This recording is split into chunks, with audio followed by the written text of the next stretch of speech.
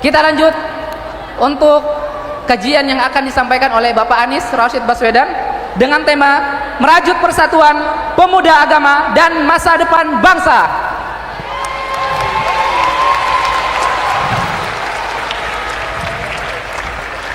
Sekedar unek-unek, Bapak Anies, kami sebagai pemuda, kami butuh yang namanya nasihat dari Bapak. Soalnya kami sebagai seorang pemuda kadang dibuat bingung di kalangan masyarakat ini tentang perbedaan, baik itu perbedaan mazhab, baik itu perbedaan politik, baik itu perbedaan sosial ataupun perbedaan lainnya. Jadi kami butuh nasihat ataupun masukan dari kami agar di event Bangil Muslim Fest ini bisa merajut persatuan bersama satu Indonesia. Takbir!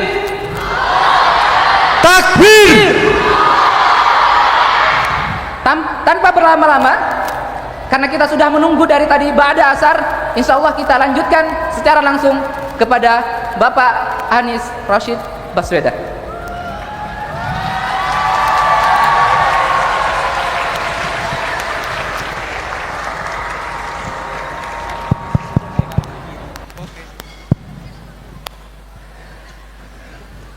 Assalamualaikum warahmatullahi wabarakatuh.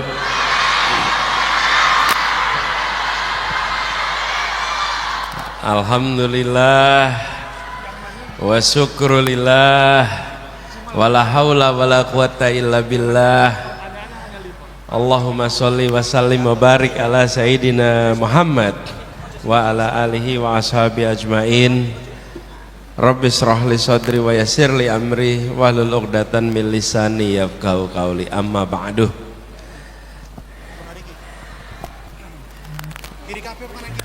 Yang saya hormati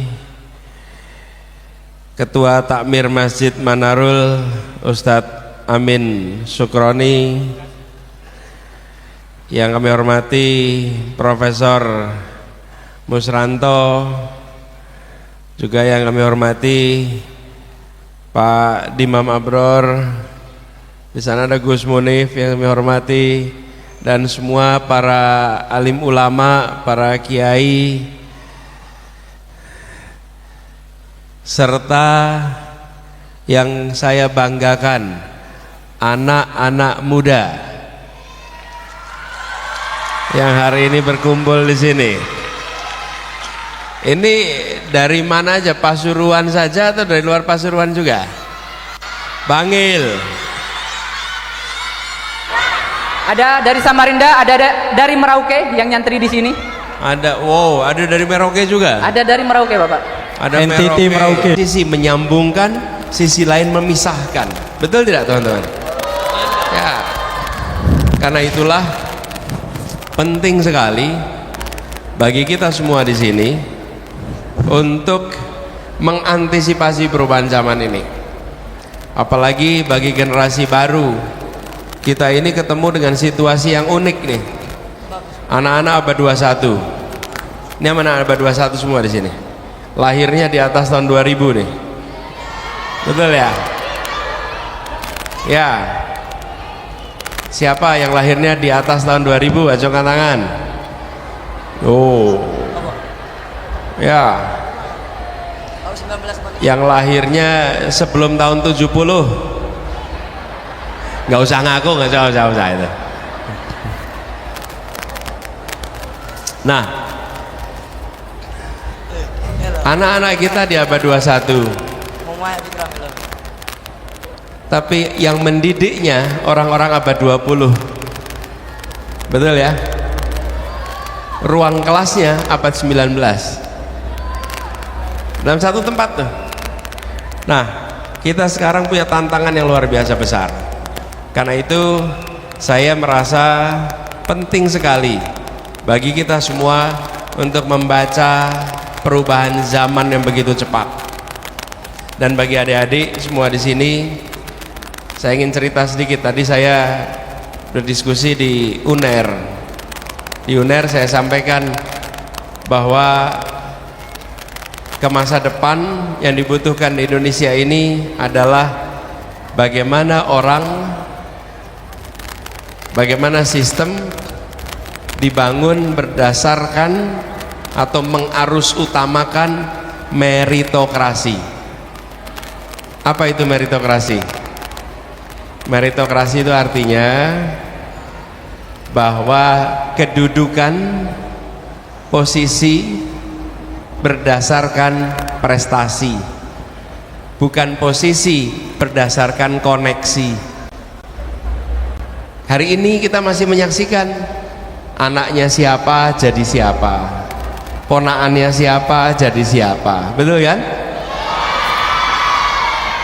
Ke depan kita nggak ada lagi tuh pola seperti itu. Ke depan itu berdasarkan prestasi. Karena itu bagi kita semua, teman-teman generasi baru, tidak cukup mengandalkan koneksi, dan sudah tidak bisa lagi harus mengandalkan pada prestasi.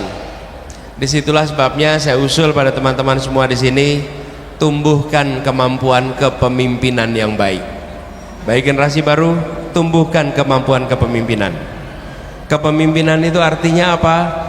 Kemampuan untuk bisa mengendalikan sumber daya yang ada dalam dirinya, semuanya, energinya, waktunya, kegiatannya bisa dikendalikan.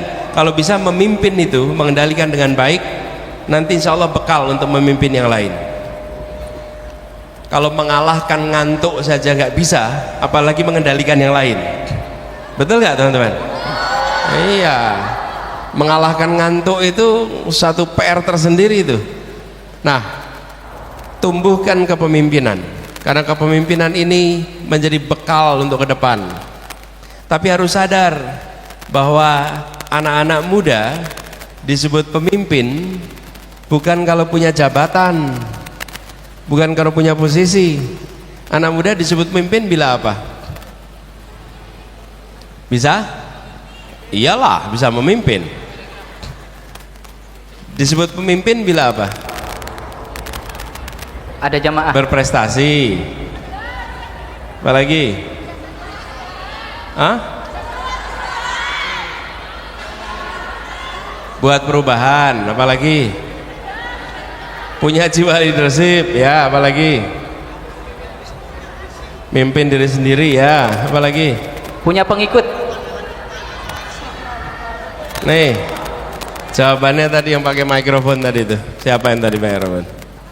Disebut pemimpin kalau ada makmum, kalau ada pengikut. Mau sehebat apapun, nih, saya pakai bajunya imam, pakai jubah imam, sholatnya di mihrab, tapi nggak ada makmum, boleh nggak saya disebut imam? Nggak boleh. Saya disebut imam bila ada apa? Makmum. Jadi anak muda jangan remehkan setaranya, jangan remehkan sebayanya, karena Anda disebut pemimpin bila sebaya Anda mengakui sebagai pemimpin. Oke? Jadi ini beda dengan orang tua. Kalau orang tua itu kalau punya jabatan, nah itu namanya pejabat. Kalau pemimpin bukan soal jabatan, pemimpin itu diikuti secara sukarela. Kalau pejabat diikuti walau tidak sukarela. Betul nggak? Iya, kalau pejabat kasih perintah harus taat, suka tidak suka. Tapi kalau pemimpin diikuti dengan suka. Nah, adik-adik, tumbuhkan kepemimpinan itu, tumbuhkan kemampuan kepemimpinan, dan itu artinya apa? Menghargai, setara, sebaya. Karena inilah pemimpin muda, diakui oleh sebayanya. Lalu dari ke depan yang sangat dibutuhkan disebut akhlak. Unsur utamanya kalau karakter itu dua, karakter moral dan karakter kinerja. Karakter moral ini seringkali jadi fokus kita. Misalnya karakter moral apa? Tawadu, saleh, kemudian sopan, santun, itu karakter moral. Karakter kinerja apa?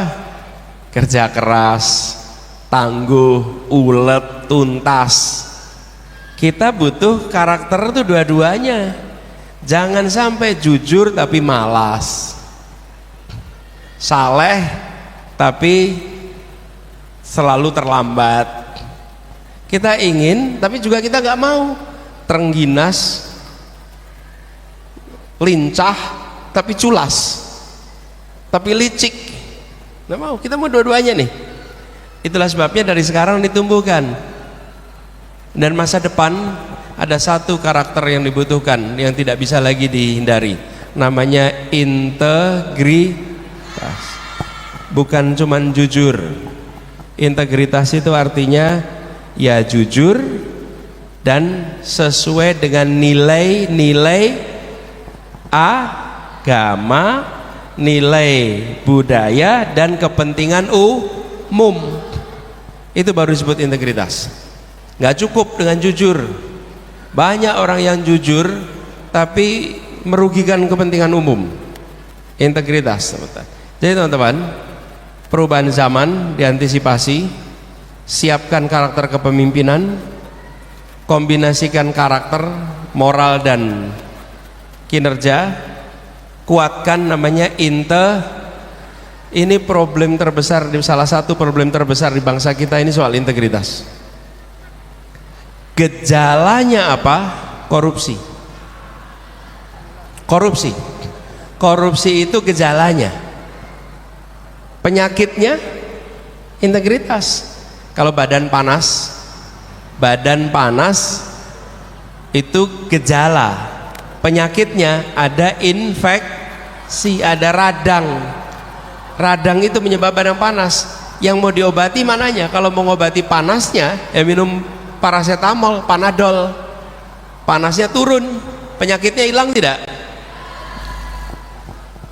Jadi pemberantasan korupsi tidak bisa hanya sekedar korupsinya saja. Harus membereskan integritas. Dan mulainya dari mana? Anak muda. Insya Allah yang di sini adalah stok anak muda berintegritas untuk Indonesia ke depan. Ya. Jadi dari awal sadar ini gampang dipidatokan, tapi susah jalaninnya nih.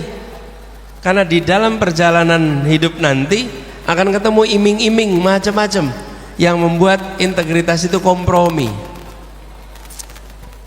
Jadi teman-teman sekalian, ini yang perlu jadi perhatian bagi kita semua. Kalau kita bisa jaga itu, insya Allah teman-teman. Karena saya yakin kalau kompetensi, insya Allah anak-anak muda Bangil ini kompetensinya tidak kalah dengan anak-anak yang di luar sana. Betul ya? Nggak kalah. Dan harus diteruskan. Tambahkan tadi saya tip leadershipnya, tambahkan soal kepemimpinan diperkuat, karakter dan lain-lain. Adik-adik sekalian, saya ingin lebih banyak kesempatan untuk dialog. Silahkan Anda merumuskan pertanyaan, boleh tanya apa saja, tapi pertanyaan adalah asli dari Anda sendiri. Nanti kita jawab, ya, gitu Pak Moderator. Assalamualaikum warahmatullahi wabarakatuh.